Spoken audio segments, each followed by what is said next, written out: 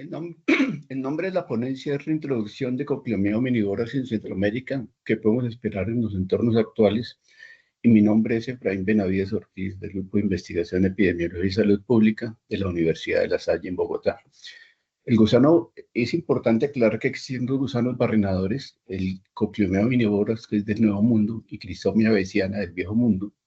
Estas especies pertenecen a la subfamilia Crisomine de la familia Califoridae y son parásitos obligados de rumiantes, más específicamente de mamíferos y raramente de las aves, con importantes consideraciones zoonóticas. Son parásitos obligados que requieren de la existencia de heridas en los animales para continuar el ciclo de vida. Aquí está la distribución del gusano barrenador del Nuevo Mundo y del Viejo Mundo. Y aquí están las fases del ciclo de vida, los huevos, 3 estados larvarios, las pupas y los adultos. Esta mosca se caracteriza porque, a diferencia de otros califóridos, coloca sus huevos en tejidos vivos y necesita de las heridas para continuar el ciclo de vida. Las hembras colocan cerca de 300 huevos al lado de las heridas, que en 24 horas ya se han desarrollado las larvas, y se demoran más o menos 5 a 7 días desarrollándose en la herida, alimentándose en la herida, luego caen al suelo y luego de 10 días se habrán convertido en gusanos adultos. La técnica de liberación de insectos estériles como técnica para el manejo de plagas fue ideada por los entomólogos norteamericanos Raymond Bosland y Edward Niplin, y una prueba piloto se realizó en la Florida en 1951, y la bondad de esta técnica para erradicar la mosca se confirmó en la isla de Curazao y cerca de Venezuela, donde se requirieron 14 semanas para erradicar la mosca en un área de 435 kilómetros cuadrados. La base biológica para la liberación de esta mosca, de este tipo de moscas, se basa en 3 aspectos principales. La biología reproductiva de la hembra, la cual solo se cruza una vez con un macho, ya no acepta luego más machos. Aquí se dispersa en los territorios debido a la densidad de poblaciones silvestres y a la facilidad de cría en el laboratorio. Es muy fácil de criar en el laboratorio. Entonces, esa es la base biológica de este tipo de campañas. El objetivo de esta ponencia es examinar desde la perspectiva entomológica y epidemiológica eventos asociados con la introducción de esta plaga en Centroamérica, haciendo un análisis crítico situacional de la problemática. La primera campaña de erradicación se realizó en Florida, en donde construyó una planta en la base militar de Sebring para producir 60 millones de moscas semanales, y se utilizaron 20 aviones para distribuir las moscas en el estado. Y el último caso autóctono de gusanera ocurrió en 1959. Esto quiere decir que se requirieron 3 años para erradicar las moscas del estado de la Florida.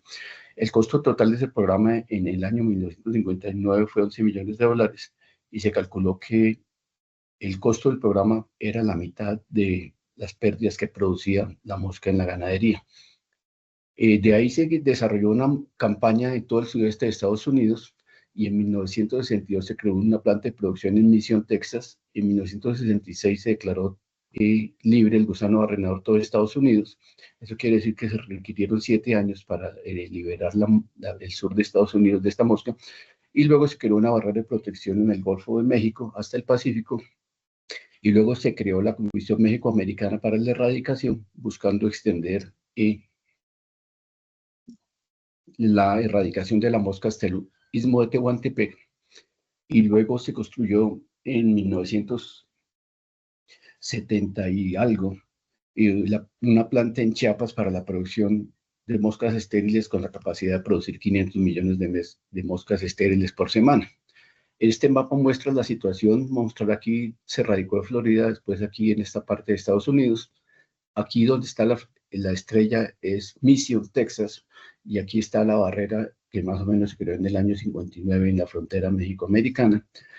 Esta estrella aquí es la planta en Chiapas, y este de aquí es el istmo de Tehuantepec. Miremos el avance de la campaña, el tiempo que se requirió, y luego de que se creó una barrera de contención en el istmo de Tehuantepec, el trabajo se extendió a Yucatán, y la comisión, los acuerdos entre USDA y los gobiernos de los países se inscribieron con distintos países, empezando por Guatemala y Belice, después Salvador, Honduras, Nicaragua, Costa Rica, llegando a Panamá para el año 1998 y el 2000. Entonces, la erradicación de casos locales de gusanera, del gusano barrenador, se alcanzó en el 91 en México, 94 en Belice y Guatemala, 96 en Salvador y Honduras, 99 en Nicaragua y Costa Rica, y en Panamá en el 2006. Y desde 2004 se mantiene una barrera de protección en el tapón del Darién, con la liberación de cerca de 40 millones de moscas por semana. En el 2013 se construyó una nueva planta para producción de moscas en Pacora, Panamá, y en el 2013 se cerró la planta de Chiapas. Aquí vemos cómo la campaña fue avanzando por los países, Belice, Guatemala, Honduras, Nicaragua, Costa Rica, y los años en los que se empezaron los trabajos en cada uno de los países. Y aquí se muestra mejor la situación de las barreras de protección. La primera barrera, la que se hizo en la frontera México-Estados Unidos, los años de avance de la campaña, el Istmo de Tehuantepec, y miren la importancia de la barrera en el Istmo de Tehuantepec, 84, y la tercera barrera en el tapón del Darién, en el 2003. Destaco la importancia del Istmo de Tehuantepec y resaltando que se requirieron 34 años para llegar al Canal de Panamá, y utilizando el concepto de embudos geográficos invertidos. De otra manera, se hubieran requerido cerca de 155 años si no se contara con esta circunstancia. Vamos ahora a la situación del Darién, en donde aquí está la planta de Pacora, y en la planta de Pacora la liberación de moscas estériles tanto en el Darién panameño como en el Darién colombiano, y como decía, 40 millones de moscas estériles por semana, cerca de 3.000 moscas por cada 1.85 kilómetros de extensión, con moscas producidas en la planta de Pacora. ¿Por qué no se continuó luego de Panamá? Luego de Panamá habían tres posibilidades: crear la barrera de protección como se hizo, continuar en Colombia o iniciar en el subtrópico argentino y uruguayo, realizando un proceso inverso al desarrollo en Norteamérica.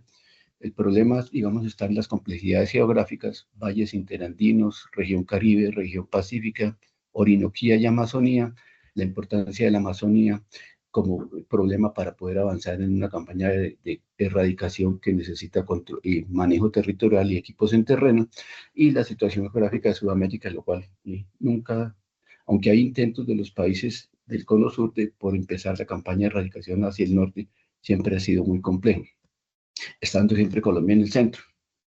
Ahora, luego de 20 años que la región estuvo libre de la presencia de la mosca, se está presentando una emergencia epidemiológica por la reaparición de la mosca en la ganadería regional.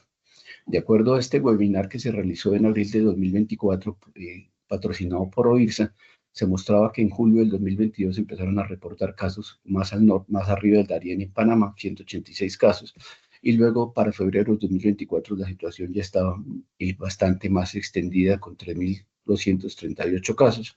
Esta es la curva epidemiológica. Aquí a la izquierda, los casos que se presentaban antes de la erradicación, la situación en erradicación, que siempre cada año se presentaban algunos rebrotes controlados adecuadamente por las autoridades sanitarias, y la situación a partir de 2022 con este rebrote tan importante.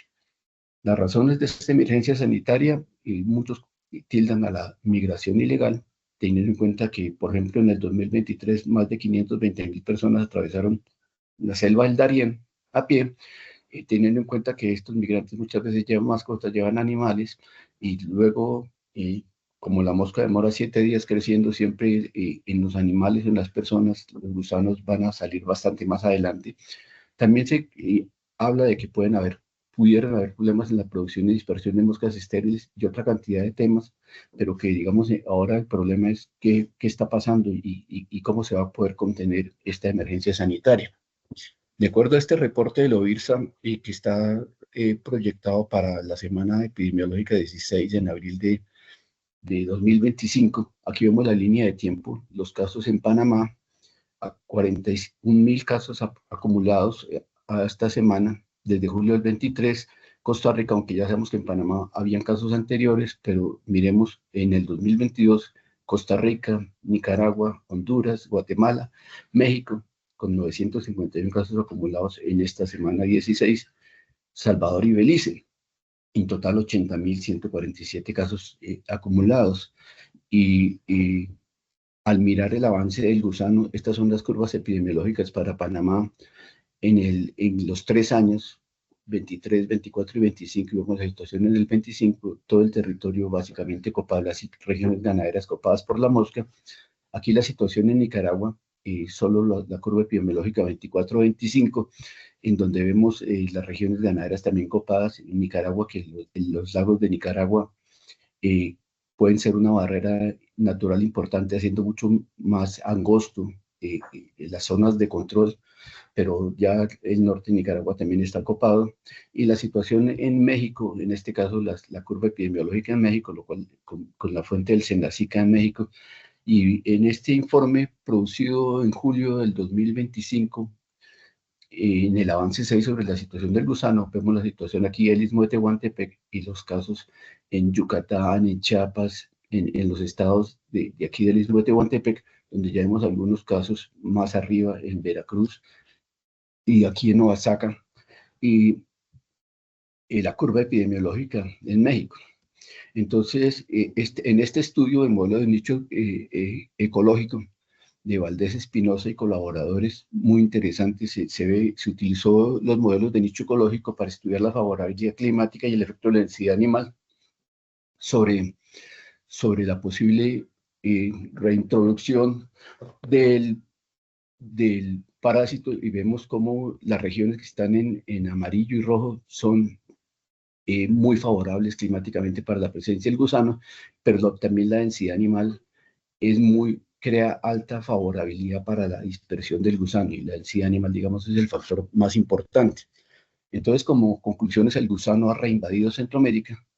La pregunta es, una cosa es el personal de recursos requeridos para atender 40 casos o 100 casos, y otra es el personal requerido para 8.000 casos de esta emergencia sanitaria por los servicios veterinarios. Aunque los servicios veterinarios de cada país han tratado de hacer lo mejor, posiblemente ya han sido copados y superados por la cantidad de casos que ocurren en el campo, y aunque se han diseñado rutas para liberar moscas estériles, ya la planta de Panamá es insuficiente y ya queda muy lejos, y la erradicación no solo a la liberación de moscas estériles, se requiere personal entrenado y equipos en terreno. Se está planteando la creación de una nueva planta de producción de México, de moscas en México, pero se requerirán 8 meses. Ya la planta de Panamá queda muy lejos porque las moscas deben ser refrigeradas para montarlas en el avión para su dispersión. Entonces ya hay una distancia considerable entre México y la zona donde está la mosca ahora en México. Y luego viene la pregunta sobre el impacto de las políticas actuales de recorte de fondos de ayuda para toda la cooperación internacional, y qué podrá pasar si no se cuenta con una ayuda importante para volver a hacer los trabajos para la erradicación de la mosca en Centroamérica. Así parece probable que la distribución de la mosca se relevará de nuevo al río Bravo, y la pregunta final es cuántos años y recursos se requerirían para regresar la distribución de la mosca hasta la frontera con el Darién. Y entonces, de esta manera, termino esta presentación, y si tienen inquietudes, ahí está mi correo. Muchas gracias.